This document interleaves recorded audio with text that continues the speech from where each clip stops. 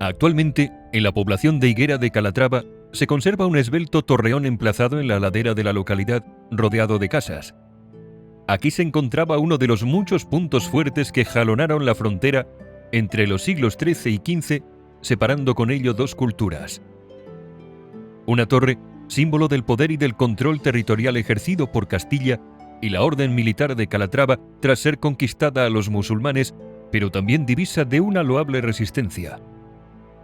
La edificación de una fortaleza fue la primera de las tareas emprendidas por los calatravos en lo que sería una pequeña alquería musulmana. Su edificación se fecha entre la segunda mitad del siglo XIII y comienzos del siglo XIV. En su día, contó con 4 torres y sus correspondientes paños de murallas, lo que la convirtió en un importante bastión a la hora de controlar el señorío consolidado por la orden en la campiña occidental del reino de Jaén y, para llegado el caso, servir de refugio a la población si las tropas musulmanas llevaban a cabo actos de pillaje o racias. En este sentido, el organigrama defensivo desarrollado por los castellanos no tenía su fundamento exclusivamente en un carácter meramente bélico.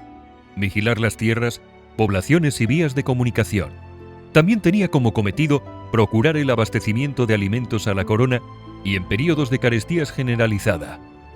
A su alrededor, además, prosperaban núcleos rurales cuya población crecía lentamente y, al hilo de ello, diversificaban sus producciones.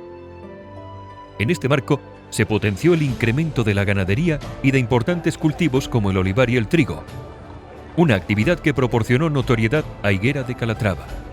Este cereal, cultivado en la campiña y en menor medida la vid, era la quintaesencia alimenticia de una villa, orientándose su producción fundamentalmente al autoconsumo. La población medieval de Higuera de Martos, Figuera de Martos, fue consolidándose y creciendo demográficamente, y aunque permaneció bajo la jurisdicción de la encomienda de Martos hasta el año 1600, conformaría una entidad de cierta relevancia que contaría con las típicas estructuras civiles presentes en estos núcleos rurales de la orden: fortaleza, donde residiría la autoridad delegada, su alcaide, iglesia, casa tercia, cárcel, molino, etc. El lugar que ocupaba de la fortaleza, aunque defensivamente no era el mejor, puesto que tan solo uno de sus frentes estaba protegido por una acusada orografía. Seguramente su emplazamiento fue elegido por su proximidad a un manantial que, a buen seguro, permitió la proliferación de pozos y otras canalizaciones acuíferas cuya utilidad sería inestimable en períodos de sequía o asedio. La imponente torre de 22 metros de altura formaba parte de un pequeño recinto amurallado que, en caso de asedio, podría funcionar autónomamente. Existía una única puerta de entrada, robusta, y tras una inclinada rampa que sería la primera línea de defensa contra el enemigo. Tras ella, un puesto de guardia ocupaba el espacio bajo la muralla. Allí residiría la pequeña guarnición de soldados, de 2 a 6 probablemente, según la época. Estos hombres no serían miembros o caballeros de la Orden de Calatrava. Más adelante aparecerían las caballerizas, un pequeño espacio para los animales del alcaide, de sus visitas, así como de otros soldados. Generalmente serían los caballos quienes ocuparían este espacio, aunque podrían resguardarse otros animales. El acceso al agua es fundamental para la supervivencia en un sitio, y en este castillo encontraríamos un pozo conectado al acuífero, así como una pequeña alberca.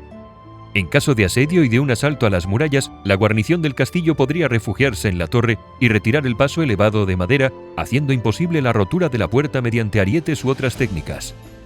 La sala inferior del castillo, de una amplia bóveda, estaría dividida en 2 alturas, y en ella se almacenarían alimentos, utensilios, armas e incluso animales.